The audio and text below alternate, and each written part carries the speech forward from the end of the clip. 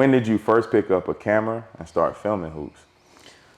So, as a kid, have you ever heard of wakeboarding? I have heard of it. Right, right. That's crazy because it's kind of not really a thing that much anymore. But wakeboarding was it's like snowboarding on water behind a boat. Okay. Right? So yes. As a kid, I grew up doing that, and I had a friend group that was very good at it. Okay. So I started filming wakeboarding to make like videos, and so that's kind of where the montage style came from for me. Was like you just picking tricks and putting behind music and like that. In high school, I filmed our football team. I created season-long kind of videos and then sold them back to the parents at an inflated price. So that was my first chance. In high school? Yeah, I was junior year was the first year I did that. And then I did it my senior year. And then my freshman year of college, I came back because the money was pretty good. But that was the first time I saw I can make money from this. Right. That's also what got me the camera equipment that ultimately I took to college and started the business with. So basketball, when I was in college, I was looking back on literally like a late night. I'm looking at these cameras sitting in my closet. I hadn't done anything with them in months. And the idea started flowing that what I did in football, there's a version of that could exist in basketball. Right.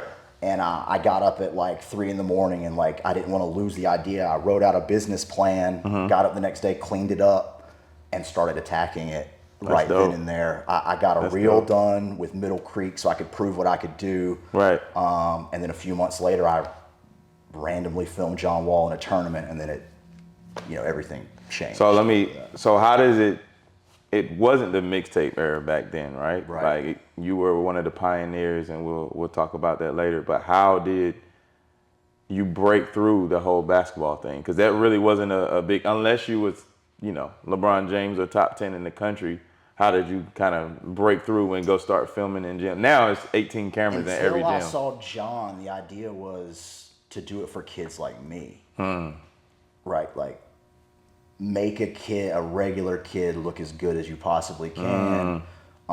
Vanity exists in everyone. And anyone loves to have their kid or themselves look as good as possible. 100%. So if you pick the right markets, there's money to be paid. Especially back then. Now, like you said, like everyone has a video, everyone has a mixtape, everyone can do it. It's not hard. Not necessarily hard to do. It's hard to do right. Right. But yeah, like until I saw John, and when I watched John play and the circuit he was playing on, and it shifted from like, the value is in doing this for the regular kids, right, and making money that way. It then went to like, these dudes are gonna go.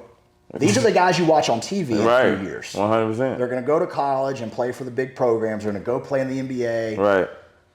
Me personally, when I watch a dude in the NBA, I'm like, I wonder what this dude looked like playing against me in high school, because that's in college it's all players that were good enough to make it. In high school, we're all all you gotta do is make the varsity team. Yeah. And before you know it, you're standing across John Wall, CJ Leslie, and Desmond Wells, a 1A private school. You're like, what the hell? I've been on the other end of that. Yeah, that's right. That's what I'm saying.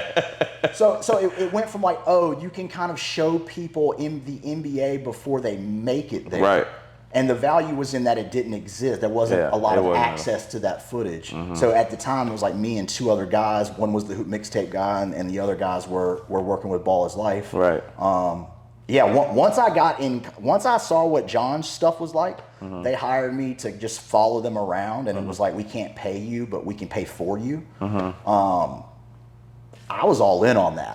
I took the ride and was just kind of, let me figure out once I see what it is. Right. And after the first summer, I was like, okay, I'm going to try to get as much attention as possible. Right. And build something that's not, direct.